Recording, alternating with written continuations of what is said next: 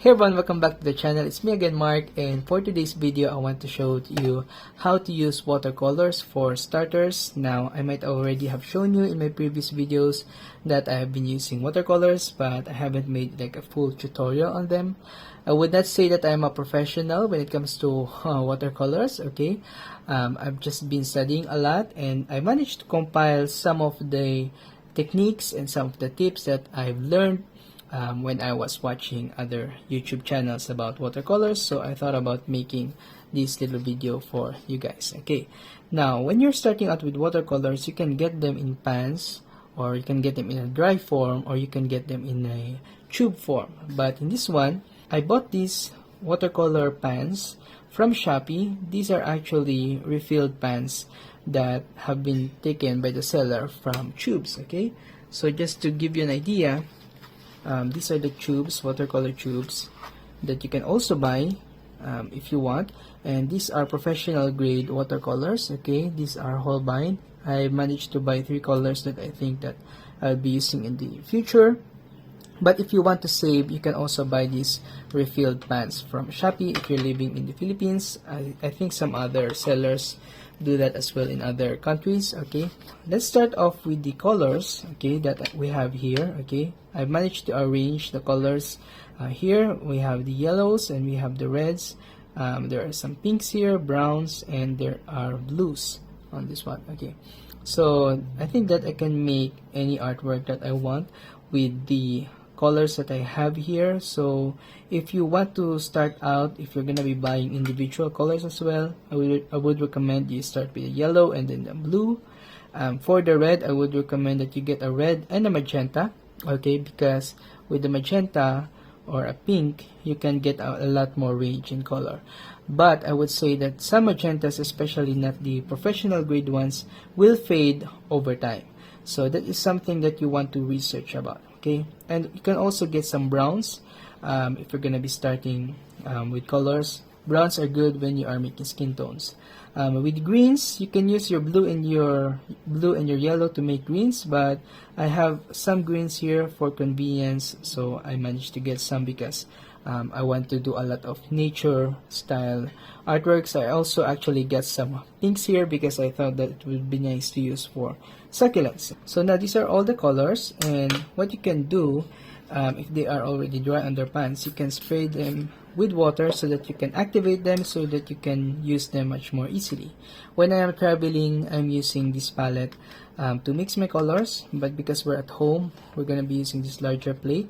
You can also buy a ceramic plate so that your colors will show more if you are mixing. Okay, because if you're gonna be using a glossy surface, sometimes the watercolors will not lay down well on your palette, so it will not look good, and you will only know that if you are already using watercolors. So I bought this plate. It's not that glossy, and we can see the colors very clearly with this one. Okay, now just to give you an idea of what you can do with watercolors, okay, we will make some values with watercolor. Now I think that it would be good that we can go with a green. Okay, so this is a viridian. Okay, and if you use the color itself without adding a lot of water, you can produce a very dark color like this one. Okay, so let's just apply it on the paper. Okay, you can see that this is very dark. Okay, so there's that. So it's still concentrated, so the colors are very dark. But watercolors are not meant to be used this way. Okay, you can use it like that if you're if you have a very dark subject, but oftentimes you will want to mix it up with a little bit of water. So now that I'm mixing it with water, we can get it more lighter. Okay, sometimes the color will look better if you are making it lighter like this one. Sometimes it will look better if it's darker. Okay, but it's best to start with lighter because watercolors are transparent. So once you go dark, you cannot go lighter than that. But if you have a light wash like this one, you can build up later on. If you add more water, okay, we will reduce the paint to like a glaze. And because we are dispersing the pigments when we are mixing it with water, we are making the paper more visible because the pigments are farther apart. if you add more water. So if you want to make a color lighter, you just add more water, because with watercolors we don't use white. Okay, and now with the dilution that has, okay, we can get a much more lighter green on this one.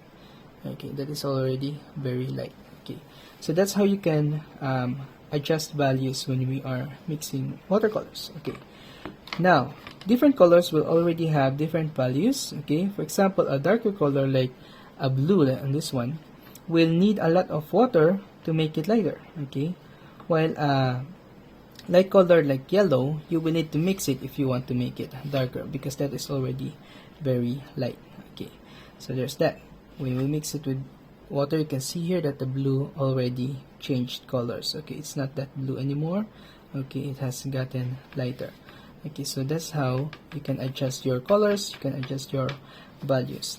Now I will just demonstrate to you some techniques that I've been using with watercolors. Watercolors, unlike other materials, they have their own way of using them. Okay, you might not want to use them like crayons or colored pencils, because they behave very differently, and you will have to study a little bit with how the water reacts with your paper, reacts with the pigment, and once you have like a basic knowledge of that, you can produce results that would look really good. Okay, so we've managed to mix some yellow to the green that we have, making it more lighter.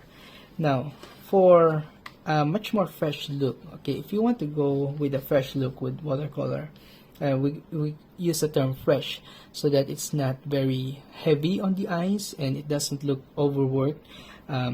What we can do is we can mix on the paper. You don't want to overmix your yellow, green, and your blue on your palette, because if you mix too much, you will get grays. But if you mix on the paper, you can achieve some color variations that look good. Okay, for example, if we're gonna be like painting a leaf, okay, this one, okay, because that is very wet, okay, we can build up that color. Okay, so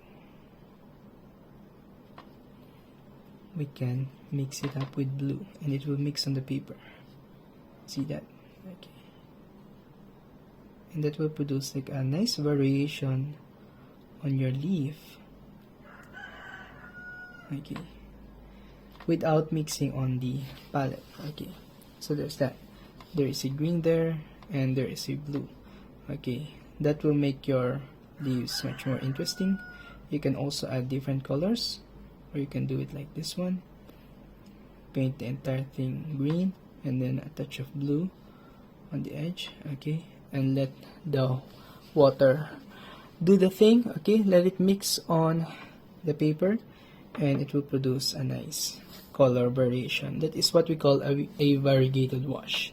Okay, now if you're gonna be using like a wash that is just plain without variegation, okay, what you can also do, like what we did with this one, is we can brush very broadly. Okay, don't scrub on the paper. Okay, if you want to make a clean wash like this one, don't scrub. Okay, once you're done with one side, okay, keep on brushing until you fill out the space.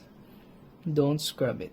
Okay, once it's done, okay, enough. Okay, don't scrub again over on that side. Okay, because if you scrub it, it will produce like a very dirty look. Okay, sometimes you will be able to do that accidentally. Okay, but if you're gonna be making like a flat wash like this one, you don't want to scrub it too much, and once it's drying out, you don't want to touch it anymore because it will look dirty, especially if you don't want a dirty look.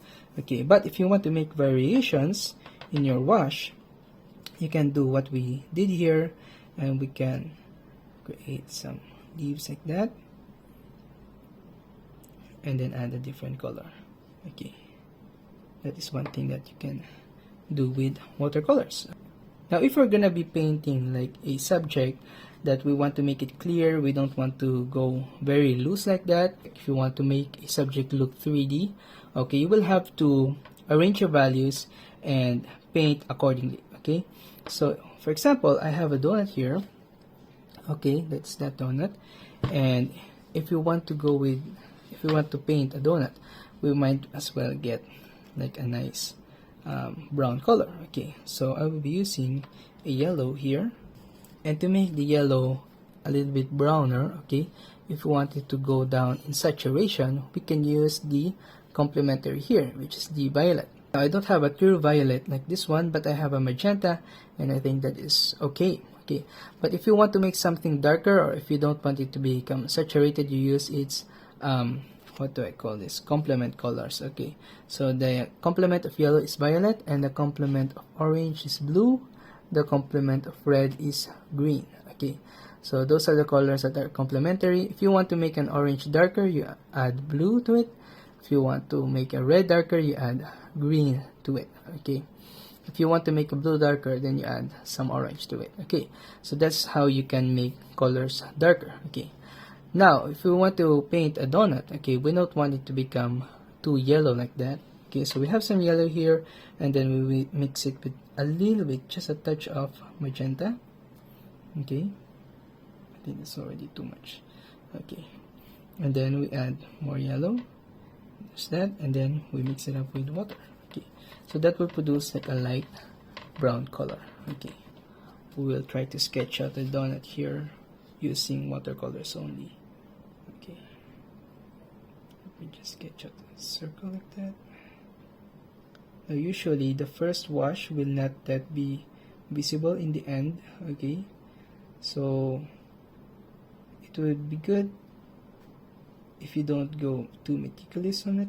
Okay, yeah, but I want to make this much more clear. Okay, so there's our first wash. We can lift up some of the colors so that we can make a highlight later on. Okay, so once you scrub it with a dry brush, you can lift up some of the color. So there's that. Okay, so yeah, we're gonna wait for this one to dry up before we add more color to it. So now that first wash is dry already, okay, so that will be our lightest color. We will add semitones. Okay, and this will be like the second color that we will have on our subject. It will be a little bit darker than the first layer. Okay, but it's still not the shadow. Okay, so we're gonna still be using our mix of yellow and magenta, just so you have an idea on how to use how to paint midtones. Okay, you basically just paint the entire subject except for the highlights. Okay, so that is midtones. Sometimes there is variation to the midtones, but yeah, that's just the gist of it. You save the highlights. Okay, so I will try my best to save like a highlight right here. Okay, and then we'll do the same on the other side there. So that is our midtone. Okay, now when we are going to be sculpting, we will of course gonna be adding more color to it. Because that is, I think I made it too wet already. Okay, we will wait for this one to dry out, and then we will go at it with another midtone layer. Okay, now that midtone has already dried, okay, we can add another layer. Now if you imagine a donut, it will be rounded, so naturally the center parts will be higher up, closer to the looker, and the inner parts or the sides will be down lower. So that's how we can sculpt it. Okay, so we're just gonna add some more color on the lower parts. Okay, to make it go lower. Okay, and then we're gonna be doing this part as well. Okay, there's that. And because this is dry, because the first layer has dried, okay, you can see that the colors are no longer dissipating. So it's good if you are making the lines much more clear and making the values stay where they are. Okay, so there's that.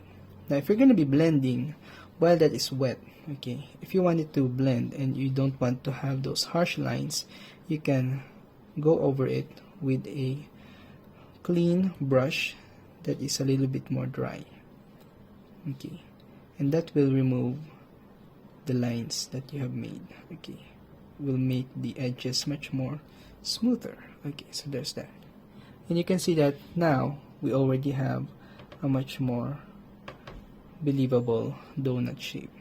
Okay, while we are waiting for that one to dry out, I think we can already add a shadow underneath it.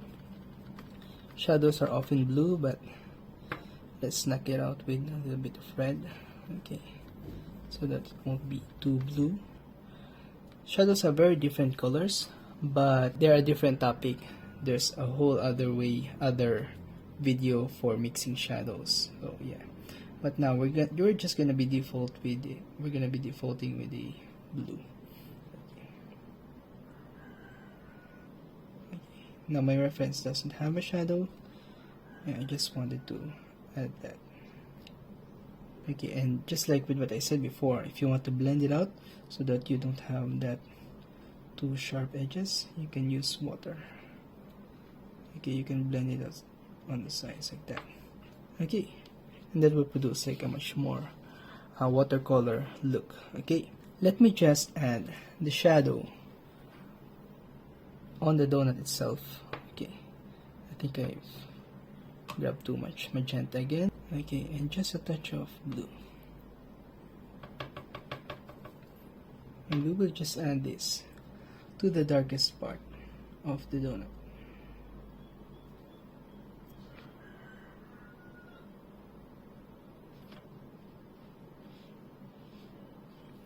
And then we will add more shadows. As you can see, once the colors dry out, the shadows become much more lighter, so it's good sometimes if you can add a second layer so that you keep it dark. Now that is layering with watercolors. If you want to make like a really good looking subject, if you want to make it pop out even more, if you don't want to go with the looser style of painting. Okay, so this is a much more looser style painting, and this is a much more controlled style painting. So now that I have shown you how to use watercolors, I've shown you some techniques, we've also painted a donut right here. Okay, I think that it would be good to show you how I make a full-on watercolor landscape scene. Okay, I've started out this watercolor with first wash, and I'm just gonna finish it for you guys.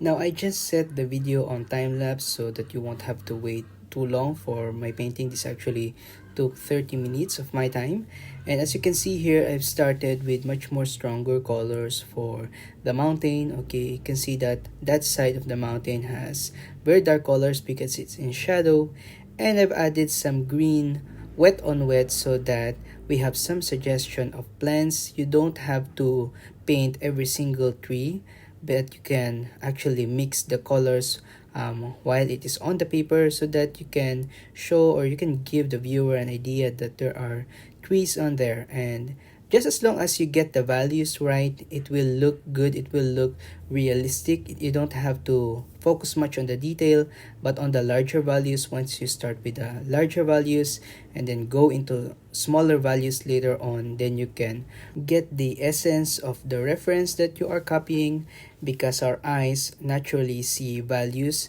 before we see details. So if you focus more on the values, you can get the resemblance of your reference even if you don't have a lot of detail. And now, as you can see on this part, I'm adding much more darker colors.